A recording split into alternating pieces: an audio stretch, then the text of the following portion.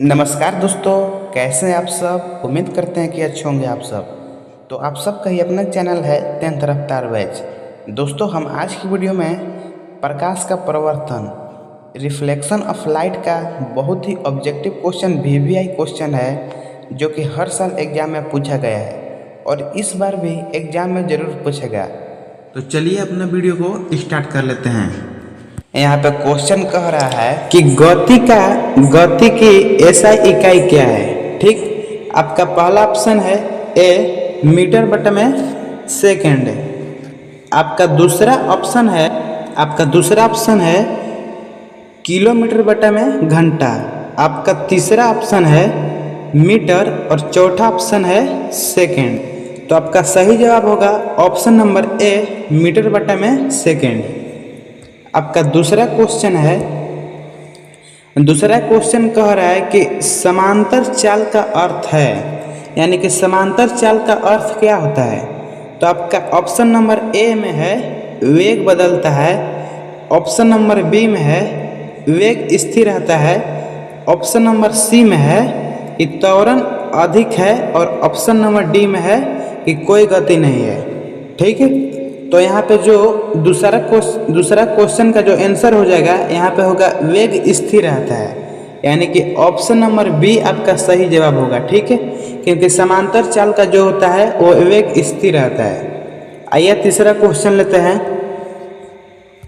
यहाँ पे तीसरा क्वेश्चन है कि त्वरण की एसआई इकाई क्या है। ठीक, यानी कि त्वरण का एसआई इकाई क्या होता है।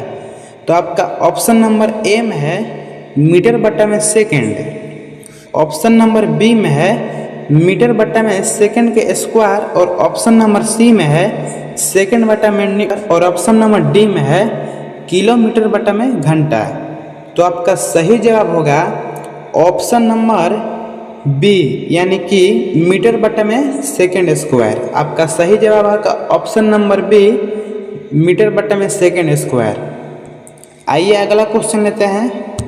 यहाँ पे चौथा क्वेश्चन है, यदि कोई वस्तु स्थिर है, ठीक, तो उसका वेग होगा, यानी कि जब कोई वस्तु स्थिर है तो उसका वेग क्या होगा।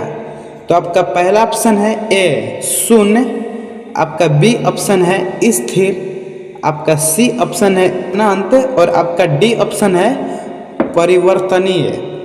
तो ठीक, यहाँ पे चौथा क्वेश्चन का आंसर होगा ऑप्शन नंबर ए, यानी कि शून्य। ठीक, यानी कि यदि कोई वस्तु स्थिर रहता है तो उसका वेग शून्य होता है। ठीक, आइए अगला क्वेश्चन लेते हैं। पांचवा क्वेश्चन है, सरल चाल के समीकरण में u का अर्थ है। ठीक, यानी कि सरल चाल के समीकरण में u का अर्थ क्या होता है। तो आपका ऑप्शन नंबर ए में हो जाएगा अंतिम वेग, ऑप्शन नंबर बी में है प्रारंभिक वेग, ऑप्शन नंबर सी में है त्वरण और ऑप्शन नंबर डी में है, यहाँ पे ऑप्शन नंबर डी में है समय। ठीक, तो आपका पांचवा क्वेश्चन का आंसर हो जाएगा ऑप्शन नंबर बी प्रारंभिक वेग। ठीक, सरल चाल के जो समीकरण में u का जो अर्थ होता है वो होता है प्रारंभिक वेग। आइए अगला क्वेश्चन लेते हैं। अगला क्वेश्चन है, त्वरण तब होगा जब केवल दिशा बदले, केवल वेग बदले। आपका सी में है कि केवल वेग और दिशा दोनों बदले और आपका डी में है उपरोक्त सभी। ठीक, तो आपका छठा क्वेश्चन का आंसर होगा उपरोक्त सभी, यानी कि डी। ठीक है, डी सही हो जाएगा, उपरोक्त सभी होगा, क्योंकि त्वरण तब होगा जब उपरोक्त सभी होगा। ठीक, केवल दिशा बदलेगा, केवल वेग बदलेगा, वेग और दिशा दोनों बदलेगा, यानी कि सारा ए बी सी दोनों हो जाएगा। ठीक,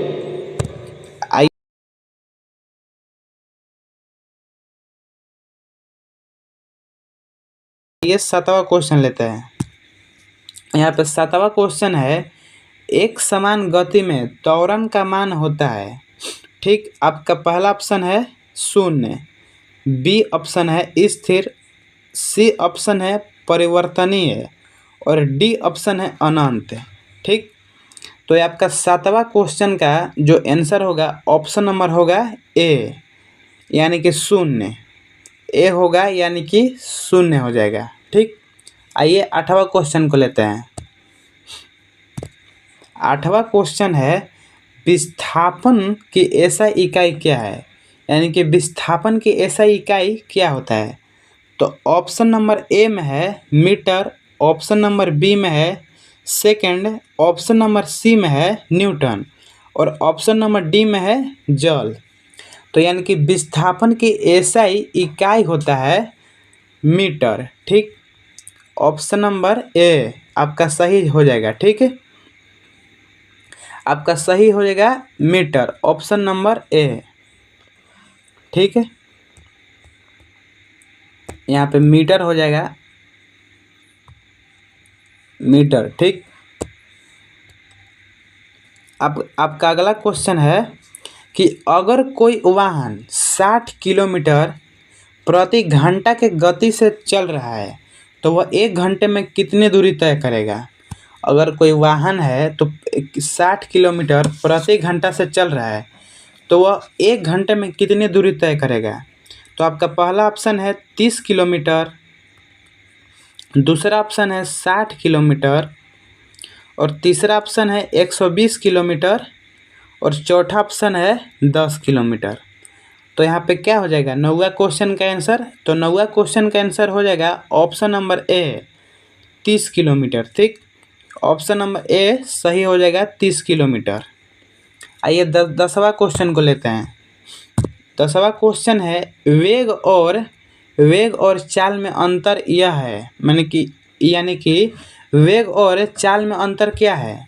तो चाल में दिशा होती है, वेग में दिशा होती है, दोनों में कोई अंतर नहीं, चाल और वेग से अधिक होती है। ठीक, चाल वेग से अधिक होती है। तो 10वां का हो जाएगा, 10वां का क्या हो जाएगा ऑप्शन नंबर डी, यानी कि चाल वेग से अधिक होती है। ठीक, तो चलिए दोस्तों, ऐसे वीडियो देखने के लिए हमारे चैनल पर सब्सक्राइब, अगर हमारे चैनल पर नए हैं तो मेरे चैनल को सब्सक्राइब कर दीजिए और लाइक भी कर दीजिए। तो चलिए किसी और नेक्स्ट वीडियो में मिलते हैं, तब तक के लिए जय हिंद जय भारत। तो चलिए फ्रेंड्स, मेरे चैनल को सब्सक्राइब कर लीजिए और बेल आइकन भी दबा दीजिए। तो चलिए किसी और नेक्स्ट वीडियो में मिलते हैं, तब तक के लिए जय हिंद जय भारत।